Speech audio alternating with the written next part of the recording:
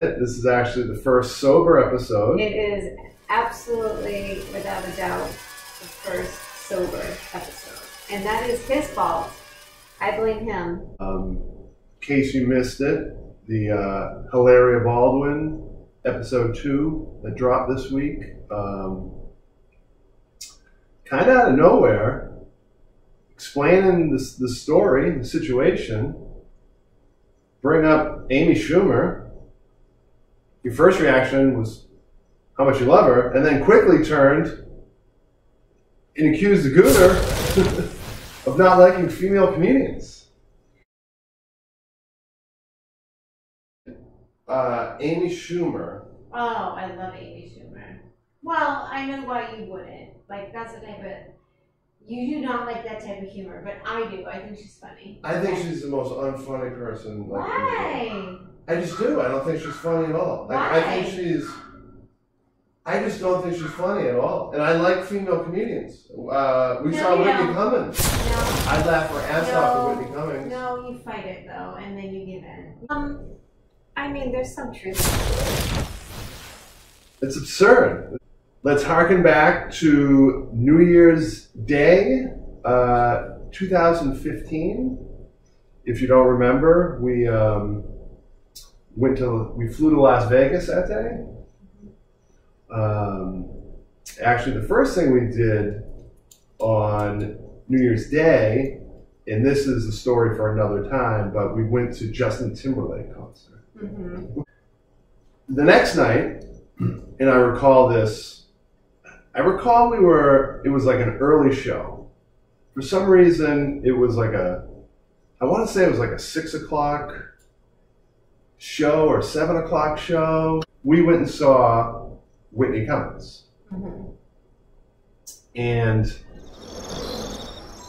what I remember from it was, like, because it was an early show, it was kind of like, you know, when you go away on a trip and you sit with the guy at the hotel and he plans all your different activities. It also happened, and you can look it up, I think it was January 1st, 2015, it was actually snowing in Southern California. Oh, I kind of remember that. And Vegas was freezing.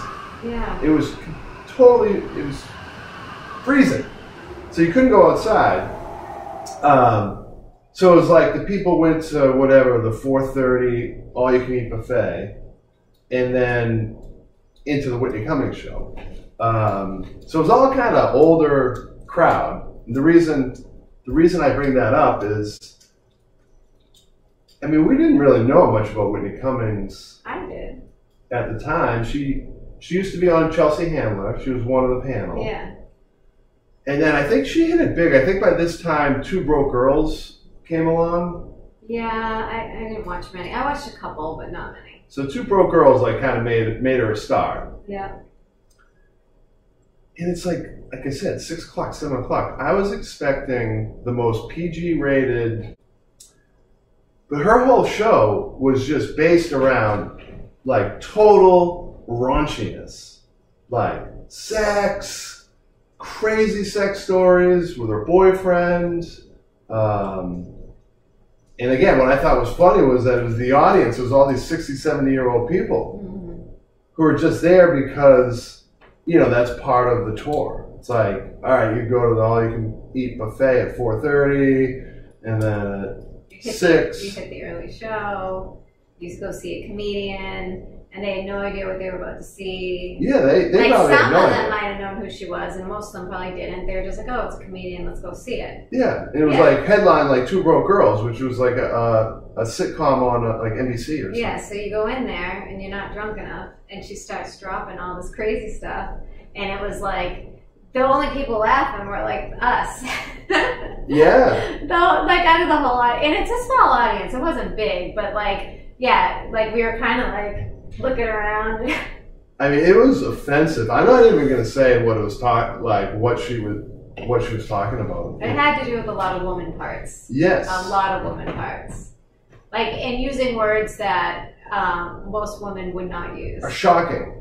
But it works on people like you. Like, you guys, that's what works. So and on me. Like, it was funny. Yeah. I was crying laughing. I haven't seen a ton of comedians, but she was the funniest. I've never laughed so hard in my life. In part, most of it was at her, but then it was also at the reactions of all the old people. Right. I mean, that within itself was funny. In the audience. It's like you'd be like, and you could tell some of them kind of wanted to laugh, and then some of them didn't get it. Like there's certain things they didn't get. You wouldn't get it. No. You absolutely would not get it. So then someone in our party that we were friends with, like, knew her, and next thing you know, we're eating dinner with her. I know.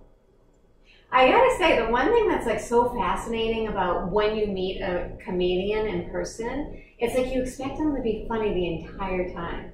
That's the only thing, and I feel like that's so much pressure on them. And I only realized that night by going up to dinner with her. I end up sitting next to her. She was probably like, "Who's this Gooter creep?"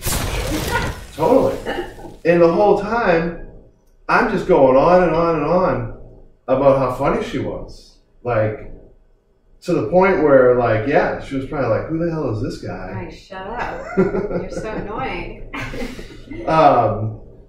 But then we were trying to get her to gamble with us. Because I do have a memory of, like... I don't think she came out with us. No, but we were kind of mulling around the lobby. She probably wanted to get out of there. I think we were near, like, the elevators. Mm. And I was talking her ear off. I was just shocked at how quickly it went from me saying Amy Schumer to you turning to me claiming I don't like female comedians. All right. Now, I guess you're right. I stand corrected. You have 3 female comedians you like. 3. But for the record, was that an apology? I apologize. I did. In this situation, you have 3 female comedians that you like. And you actually, I mean, yeah, you have nothing against females in general. You're actually very nice. All right. Well, I'm glad we could have this discussion, clear the air. Like I said, there's a lot of controversy, a lot of online chatter. So, we'll see you next time. Peace out.